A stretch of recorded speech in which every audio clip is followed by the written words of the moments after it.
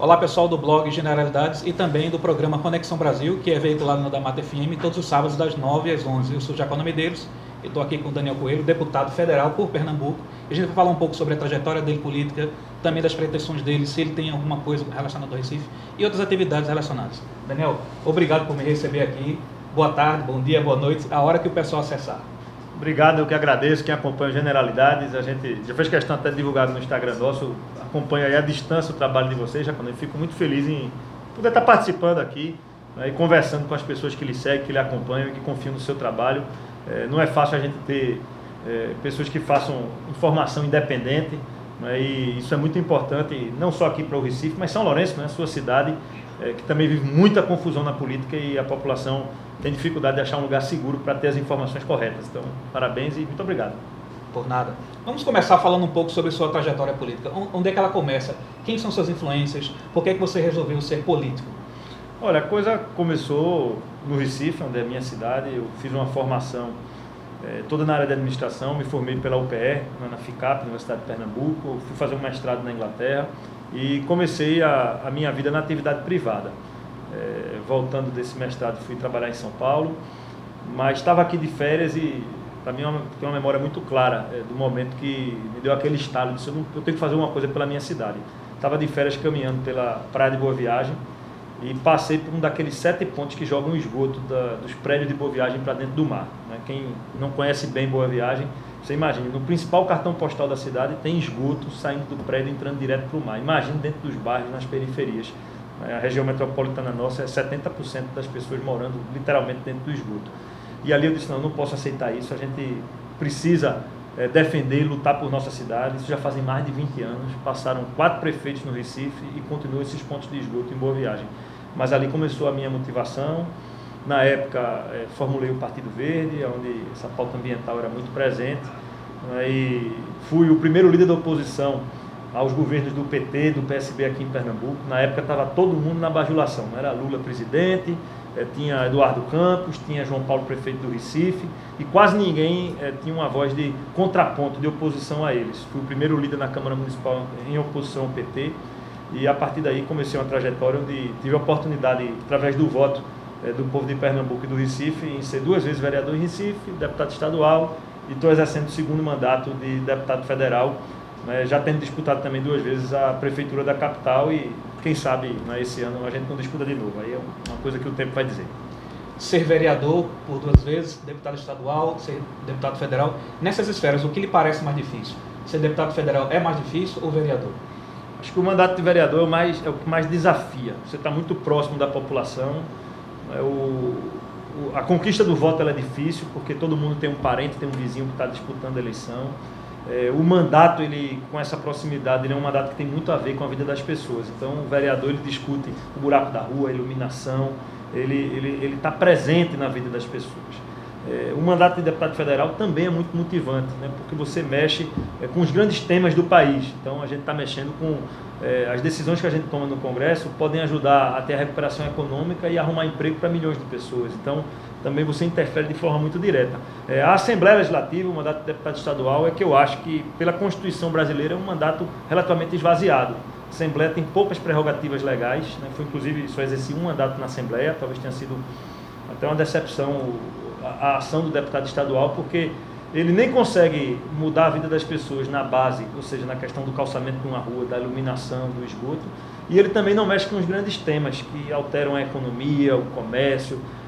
Ele termina aprovando ali o orçamento estadual e quem está na oposição fazendo alguma crítica ao governo, quem está do lado do governo defendendo. Mas tem poucas prerrogativas legais. Eu considero o mandato de vereador o mais difícil e talvez o mais motivante, porque é muito próximo da população, mas o mandato de deputado federal ele também tem uma grande influência, porque os temas que passam no Congresso, mesmo a gente sendo lá um de 513, mas os temas são importantes para a vida das pessoas. Os pontos mais fortes, mais polêmicos, ou que criam uma certa cisão, ou alguma conturbação com o governo federal, ou mesmo o seu posicionamento, o que você pode falar a respeito disso ultimamente? Olha, a gente, nesse ano de 2019, foi um ano onde assim, as pautas gerais, o Congresso e a gente da bancada do Cidadania, que desde o princípio nós resolvemos manter uma atuação sempre em favor do que é interesse brasileiro, onde a gente teve uma grande convergência nos principais projetos, nas principais pautas. A pauta econômica, antes de outros partidos aderirem, logo no início do ano, a gente declarou apoio a toda a pauta econômica que estava sendo conduzida por Paulo Guedes, e a gente chega no fim do ano feliz porque os resultados aconteceram. E quando há algum tipo de divergência, ela está muito mais, às vezes, numa frase, numa colocação, e aí é também nosso papel fazer a correção. A gente viu recentemente praticamente todos os partidos e o próprio governo condenando a frase que foi dita pelo já demitido secretário de Cultura, quando foi aí repetir uma frase utilizada por Goebbels, nazista, que massacrou milhões de judeus. Então ali é um momento onde a gente se posiciona, né? Isso está errado, mas não necessariamente é uma coisa contrária ou a favor do governo. O que é errado, eu costumo dizer o seguinte: o que é errado, não vira certo, e o que é certo não vira errado. Nesse foi um momento onde a crítica nossa foi bem ouvida até pelo governo, que demitiu imediatamente. A gente não podia ter aceitado que alguém representando a cultura brasileira estivesse fazendo referências ao nazismo. Então, a gente que mora num país democrático, que respeita as liberdades individuais, a gente não pode aceitar esse tipo de prática. Fiquei feliz quando houve a demissão imediata. Agora, as grandes pautas do país têm tido uma convergência. Foi muito importante as reformas que foram aprovadas esse ano, a gente conseguir ter o avanço nesse sentido. Em outros momentos, a gente teve um embate, não necessariamente com o governo, às vezes com o próprio parlamento, em questões, por exemplo, relacionadas ao fundo eleitoral, onde a gente foi contra a tentativa de aumento do fundo, todo esse dinheiro que está sendo retirado da saúde e educação para ser gasto em campanhas. Então, esse é um posicionamento que a gente tem tido historicamente, e a gente firma isso com muita clareza dentro do Congresso, porque a população brasileira não deseja mais dinheiro sendo gasto em campanha e menos dinheiro na ponta para atender o povo. Os seus colegas parlamentares, deputados federais por Pernambuco, como você enxerga a atuação deles? Eles têm sido mais colaborativos com o governo? Têm sido mais contrários?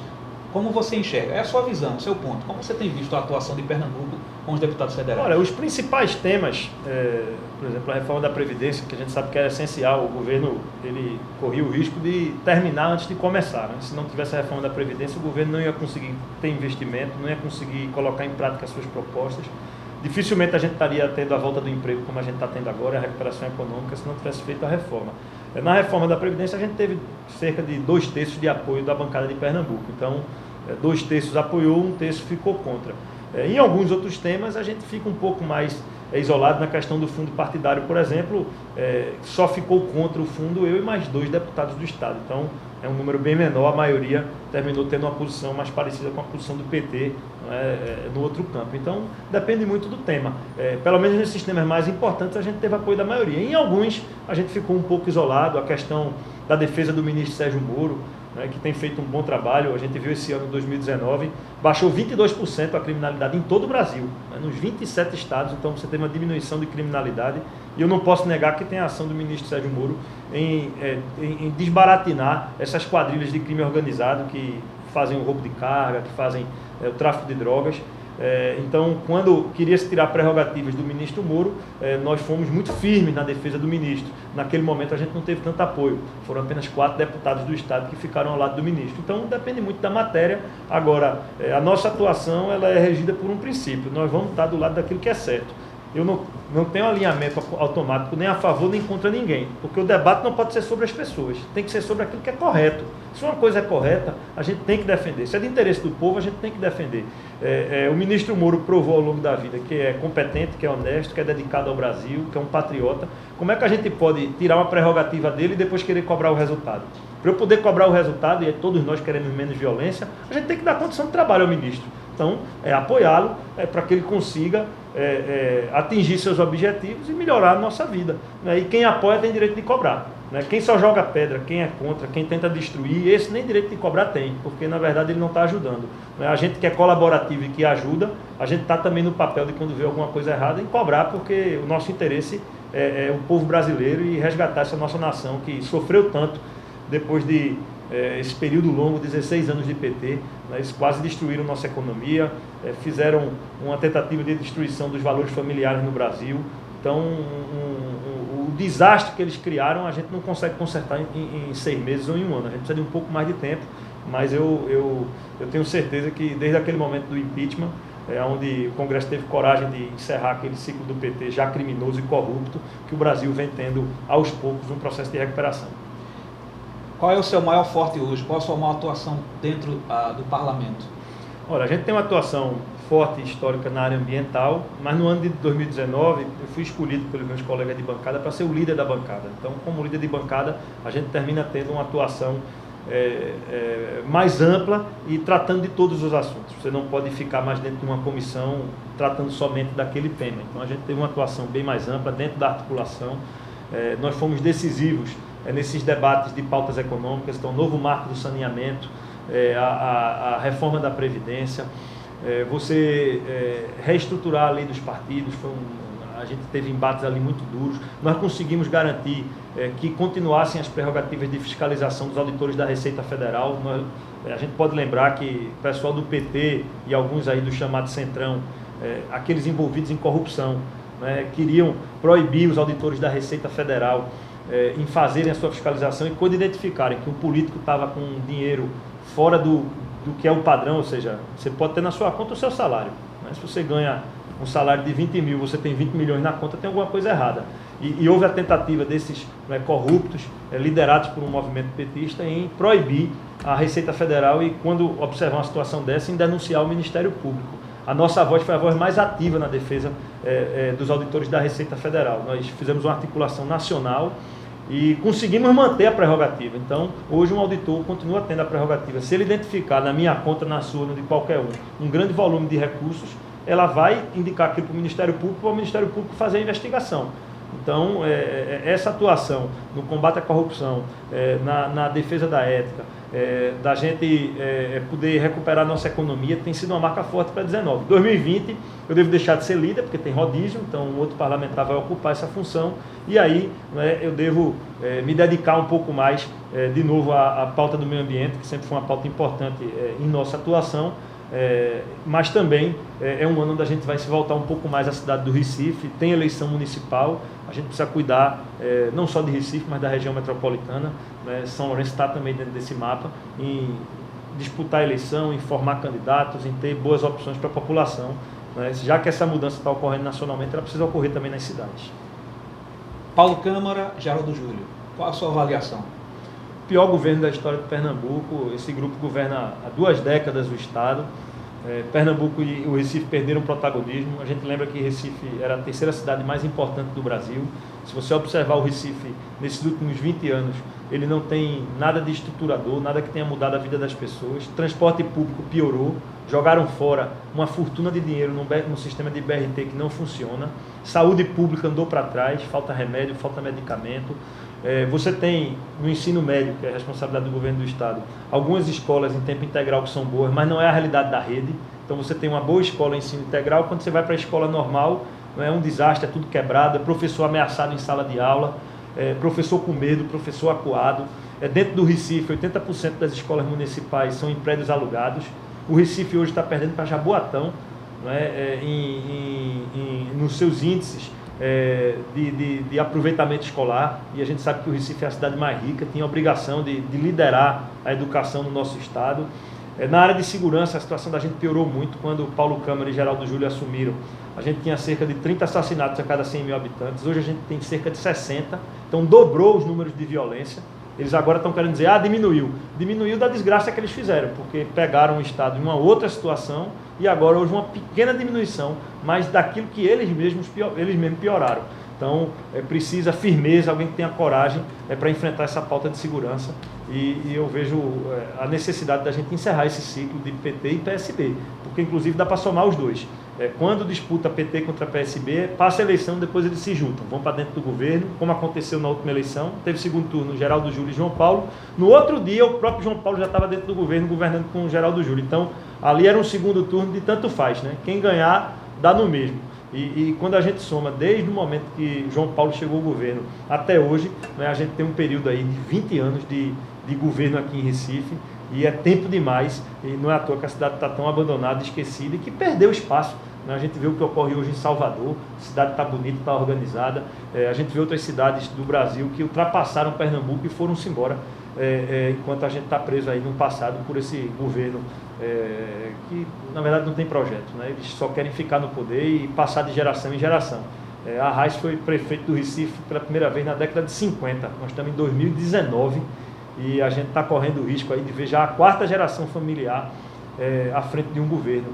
Isso não é razoável, a gente não vive num sistema de monarquia, a gente precisa de democracia, de alternância de poder. Um dia você é governo, outro dia é oposição. É assim que funciona em democracias maduras, como a democracia americana. Uma vez você vê um partido no poder, depois é a vez do outro, e quem vai para a oposição fiscaliza, e com isso só cresce o país, porque você tem sempre aquele comparativo. O Recife tem vários pré-postulantes, por enquanto todos são pré-candidatos, ou se colocam como pré-candidatos. Me parece que você também se colocou de alguma forma nesse sentido, mas também ao mesmo tempo, se houver uma convergência do que se chama de oposição hoje em dia no Recife, você junta ou você não junta? Como é que você está tratando essa questão? A oposição está conversando, não tenho dúvida de que a gente vai juntar e vai ter uma candidatura única. Nós temos temos vários pré-candidatos, todos merecem estar sentados à mesa, a gente não pode excluir antecipadamente ninguém, então todo mundo tem que ser respeitado ao longo desse processo, e o candidato mais forte tem que ser o escolhido lá na frente.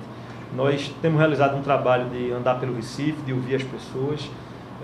A gente está muito feliz com o resultado que tem obtido. Hoje nossa candidatura é extremamente competitiva.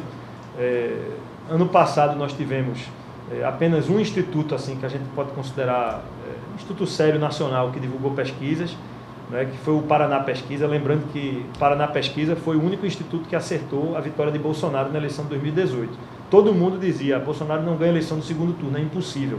A gente escutava isso de institutos famosos até, como Ibope, Datafolha, e a Paraná desde o primeiro dia dizendo que se Bolsonaro fosse ao segundo turno com Haddad, ganharia a eleição, terminou acertando. E a Paraná em 2019 divulgou uma pesquisa que não só nos coloca na liderança na cidade do Recife, como também nos dá a menor rejeição entre todos os candidatos. Então, é uma boa previsão, é um bom momento, mas como disse, eu tenho respeito às demais candidaturas. Se houver essa convergência conosco, eu tenho certeza que não vai me faltar energia, vontade, e o cenário hoje, como disse, é muito competitivo. Agora, até aqueles candidatos que ainda não estão pontuando bem, merecem estar sentados à mesa, a gente não quer descartar ninguém, nem enfraquecer ninguém. Todos que fazem parte da oposição e estão dedicados a tirar o PSB e o PT do governo, têm que estar sentados à mesa e têm que trabalhar junto. A oposição só será vencedora se ela conseguir unir o seu palanque em um palanque único para a eleição desse ano. Você falou há pouco sobre família, e aí isso tem uma certa convergência com relação a pré-postulantes, a pessoas de tendências, de ideologias, de lados, de pensamentos diferentes. Como você se coloca a partir disso? Você, por exemplo, vai sentar com alguns pré-candidatos ou está conversando com alguns deles, alguns que podem pontuar mais ou menos, alguns que estão mais próximos a você, e daí alguns estão mais à direita, outros mais à esquerda. Como você pretende juntar isso, ou como você pretende conciliar essas questões? Também, uma coisa rápida, é que você tem um certo trânsito, tanto de um lado quanto do outro, do espectro ideológico. Como é que você lida com isso? Olha, eu acho que a oposição, ela, de uma forma geral, ela é uma oposição hoje em Pernambuco, que é uma oposição de centro-direita. A esquerda está relativamente unida com PT e PSB junto ao governo, e você tem uma oposição que tem, com alguma variação, porque claro, nem todo mundo vai pensar exatamente a mesma coisa, mas há uma certa unidade. Por exemplo, toda a oposição de Pernambuco foi uma oposição que é a favor das reformas, foi a favor da reforma da Previdência, foi a favor da mudança do marco de saneamento. Então a oposição ela tem uma convergência no campo das ideias. Pode divergir em um ou outro tema, mas eu tento buscar onde a gente converge, onde a gente pensa parecido. E dentro desse ambiente a gente vê realmente uma unidade, desde aqueles que estão mais à direita até alguns que estão ao centro, todos nesse ambiente. Isso já aconteceu de uma certa forma na eleição passada para governador. A gente terminou perdendo a eleição, mas houve uma certa unidade política no campo da oposição e ela aumentou da eleição para cá. Outros partidos e lideranças se fortaleceram e está todo mundo sentado à mesa. Esse é o momento da gente convergir. Ninguém pode achar que ganha sozinho. Nenhum grupo pode achar que isoladamente vai fazer maioria. Para a gente fazer maioria, a gente vai precisar juntar forças. E aí, essa capacidade realmente de dialogar e de focar no que converge, no que junta. Eu diria que quem está hoje na oposição pensa 90% parecido. Não vejo nenhum motivo para a gente ficar pensando nos 10% de pensamento diferente. Temos que pensar naquilo que é parecido. Todos defendem um governo mais moderno, todos defendem responsabilidade fiscal, que o governo só gasta o dinheiro que tem, que a gente diminua o gasto com cargos comissionados, com as indicações políticas, que a gente tenha uma equipe mais técnica, que a gente tenha uma ação mais firme na questão da segurança pública. Isso é uma ideia de convergência no campo da oposição. Eu pretendo ajudar na construção e na junção dessas pessoas que estão pensando parecido, e eu diria que hoje são muitos. Esse grupo tem crescido, lembrando que vários partidos, eu nunca estive lá, sempre fui contra PT e PSB, mas vários partidos que já estiveram aliados ao PT e ao PSB se deslocaram e hoje estão na oposição e são muito bem-vindos, claro. Estava olhando aqui, o escritório é seu mesmo. Não, aqui é emprestado. A gente então, tem uma... eu estava olhando todas essas imagens aqui, tudo isso aqui. Há alguma coisa que lhe reflete, lhe traz identidade? Aqui tem muito de cultura popular, né, da cultura do nosso estado, e a gente vê, o debate da cultura é um debate muito interessante. Quem faz cultura é quem está na base, é quem faz o pequeno artesanato, é o grupo de maracatu lá no Morro de Casa Amarela, é você pegar o grupo de caboclinho, de frevo, são os pequenos grupos que fazem atividades culturais dentro dos bairros e dos municípios. E historicamente, tanto aqui em Pernambuco como do ponto de vista nacional, o que é que a gente viu ao longo dos tempos? Os grandes artistas consagrados recebendo muito dinheiro do governo através dos programas de cultura, enquanto quem faz a ação lá na base não tem apoio nenhum. A gente precisa reverter isso. A gente precisa fazer uma ação de cultura que beneficie o pequeno, o menor, o mais pobre, aquele que está na ponta, fazendo de verdade a produção cultural. Eu não tenho nada contra o artista famoso do Rio de Janeiro, da Bahia, né, mas ele tem que ganhar o dinheiro dele pela iniciativa privada. Ele não tem que estar recebendo dinheiro do governo. Já se você pega um pequeno grupo, né, como eu disse, um pequeno grupo de artesanato na zona da mata de Pernambuco, na região de São Lourenço, que é uma região que já tem próximo ali uma produção boa de artesanato. Tudo faz diferença para um grupo como esse. Você organizar uma cooperativa, você dá a condição dele vender seu produto, você já altera a vida das pessoas. Então, a gente precisa dar essa perspectiva, e esse espaço aqui tem um pouco a ver com isso. Tudo é arte e cultura do estado de Pernambuco, coisa que a gente valoriza muito. Eu tenho muito orgulho de ser pernambucano e da cultura que é produzida aqui. Uma pessoa que tem sido ventilada, além de você e outros, é a delegada Patrícia Domingos. Há alguma aproximação, conversa com ela é com você? Tem muita convergência de pauta, de ideias. A gente criou uma amizade quando a delegada foi perseguida no ano passado pelo governo do estado. Eu fui o primeiro e o único deputado federal do estado que foi à tribuna para fazer a defesa da delegada. A partir daí a gente criou uma convergência de pautas. Quando o pessoal da esquerda e do centrão veio com aquela ideia de lei de abuso de autoridade, eu fiquei contra, a delegada nos deu apoio, fez vídeos, então a gente tem uma proximidade muito grande e eu tenho certeza que ela vai estar nesse time aí que vai se juntar para fortalecer a oposição e vencer esse ano. Não sei se ela vai disputar a eleição, que eleição vai disputar, isso quem pode dizer é ela e o tempo, mas ela é uma liderança importante desse processo e a gente tem uma amizade pessoal muito boa, eu tenho muito respeito por ela e ela também sempre tem tido um tratamento muito respeitoso conosco, fez o curso de formação no fim do ano. Tive a honra de ser convidado por ela para ser um dos palestrantes, pelo Protagonistas, que é o grupo dela. Então, tanto a delegada como o Protagonista está muito próximo da gente e a gente vai construir a partir de abril aí uma unidade e ela com certeza vai ter também um papel importante nesse processo. Para a gente terminar, qual o maior benefício que o pernambucano pode ter ou tem hoje? Qual é o maior problema que ele tem hoje para resolver? E mais especificamente no Recife, para tantas pessoas que estão se colocando como solução ou como alguém que sabe resolver alguma coisa? Eu diria que a gente pega aqui 3 temas, eu quero colocar 3 e não um, porque os 3 são muito graves. A questão da segurança, claro que é uma atribuição mais do Estado, do governo federal, mas o município não pode se ausentar, ele tem que dar o apoio e o suporte. Eu vejo essas ações que têm sido feitas pelo governo Moro, não vi uma declaração do prefeito do Recife querendo colaborar, ser parceiro, às vezes ceder um espaço, ajudar com a Guarda Municipal, o reequipamento da Guarda Municipal. A legislação já permite que a Guarda Municipal seja usada também no combate à violência e o Recife insiste em não equipar a Guarda, a gente precisa equipar a Guarda corretamente. Imagine você estar fazendo uma segurança patrimonial e como Guarda Municipal e você está ali desarmado. Chega o bandido, a primeira coisa que você vai fazer é correr. Então a gente precisa equipar a Guarda Municipal. Nós precisamos ter um olhar e uma atenção real para a saúde. Não adianta eu construir uma escola bonita, um hospital bonito e não ter médico dentro, não ter enfermeiro, não ter fisioterapeuta, não ter um medicamento. Não é hora da gente prometer hospital novo, é hora da gente fazer os que estão aí funcionar. Então a gente precisa ter uma atenção e carinho com as pessoas. Eu não posso aceitar que alguém que precisa de um médico especialista hoje em Recife demore 6 meses para conseguir uma consulta. Isso é prioridade 0, para dar dignidade às pessoas. E a questão da mobilidade. Eles fizeram aí algumas modificações, não para ajudar o povo, para ajudar dono de empresa de ônibus. Fizeram esse sistema de integração, o cidadão que morava no Ibura pegava um ônibus direto e vinha para o centro do Recife. Cerca de 30 a 40 minutos era a viagem de um morador, de um recifense que mora no Ibura e trabalha no centro. Hoje ele tem que pegar uma integração, dependendo do local onde ele mora, ele pega 3 transportes para chegar no centro. Dependendo do dia, o cidadão, o morador do Recife hoje, do bairro do Ibura, pode demorar quase 2 horas para sair do seu bairro e chegar no lugar de trabalho. Se você colocar 2 horas para ir, 2 horas para voltar, são 4 horas por dia. Eu tirei a oportunidade desse cidadão de frequentar a igreja, de poder ficar com os filhos dele, de ir para o seu clube, jogar um futebol, fazer um lazer. Quer dizer, eu estou tirando qualidade de vida do povo, porque o transporte público está esquecido. Então não dá também para a gente discutir isso, discutir o Recife e não falar de transporte público. E veja que o investimento foi feito. Os que estão aí no governo, o PT e o PSB, tiveram milhões gastos tentando reformular o sistema de transporte, mas está muito claro, eles quiseram beneficiar os donos das empresas e não o usuário.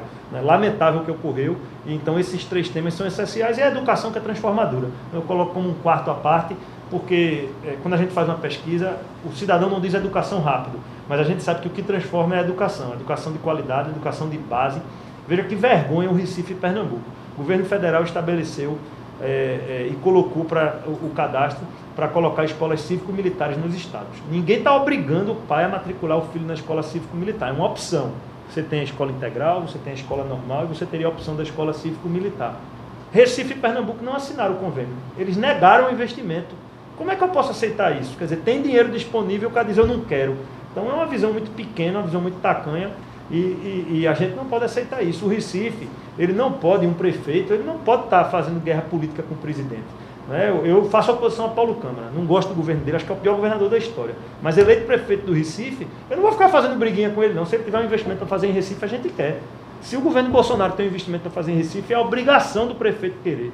Eu fiquei até envergonhado, como pernambucano, como recifense, quando eu vi Paulo Câmara e Geraldo Júlio não assinarem o convênio das escolas cívico-militares, negando aos nossos jovens a oportunidade de um futuro, ainda mais o Recife, que praticamente, na sua rede municipal, tem uma rede praticamente destruída. Então, que nós tivéssemos 2, 3 escolas cívico-militares aqui e dessemos a oportunidade a alguns jovens de ter uma educação diferenciada, só teria ganho para a cidade. E o pai que não concorda com o modelo disciplinar da escola cívico-militar, matricula em outra. Eu sou um defensor ferrenho da liberdade. Acho que o pai ele tem o direito de decidir o caminho do seu filho, a educação que seu filho tem. Agora, para eu dar a chance de um pai decidir, eu tenho que dar a opção. Infelizmente, Paulo Câmara e Geraldo Júlio não deram. Daniel Coelho, muito obrigado. Que agradeço. Está convidado outras vezes para participar. Com muito prazer. Tá bom?